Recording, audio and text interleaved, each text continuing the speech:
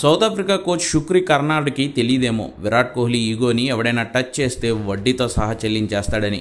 అందుకే సిరీస్కి ముందు గ్రోవెల్ అంటూ పిచ్చివాగుడు వాగాడు. వాస్తవానికి గ్రోవెల్ అనేది క్రికెట్లో నిషేధిత పదం. దీనికి డిస్క్రిమినేషన్ అలాగే జాత్యహంకార నేపథ్యం ఉండడంతో చాలా ఏళ్లుగా ఈ పదాన్ని క్రికెట్లో వాడడం మానేశారు.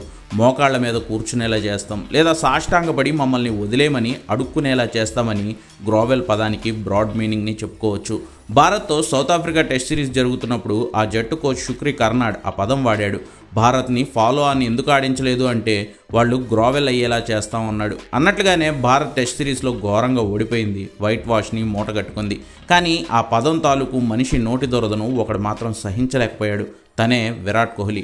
రాంచీలో జరిగిన మొదటి వన్డేలో సెంచరీ కొట్టిన విరాట్ ఆ విజయం తర్వాత డ్రెస్సింగ్ రూమ్కి వెళుతూ అందరికీ షేక్ హ్యాండ్ ఇచ్చి ఒక్కడికి మాత్రం ఇవ్వలేదు.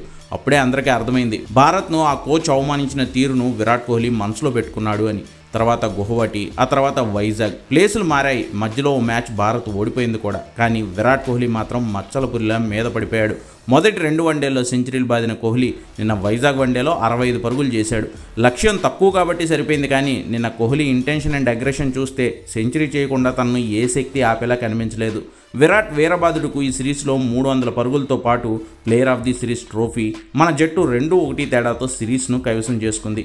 సీనియర్ లేని టెస్ట్ జట్టుతో మ్యాచ్ల్లో గ్రోవెల్ వాగుడు వాగిన కోచ్ కర్నాడ్ వన్డే సిరీస్ అయిపోయాక తను ఆ మాట అనకుండా ఉండాల్సిందని నిన్న క్షమాపణలు చెప్పాడు. కానీ అప్పటికే జరగాల్సిన కార్యక్రమం జరిగిపోయింది. ఆల్రెడీ ఉన్న గుండునే కర్నాడ్కి మళ్ళీ కొట్టి మరీ పంపించాడు విరాట్ కోహ్లీ.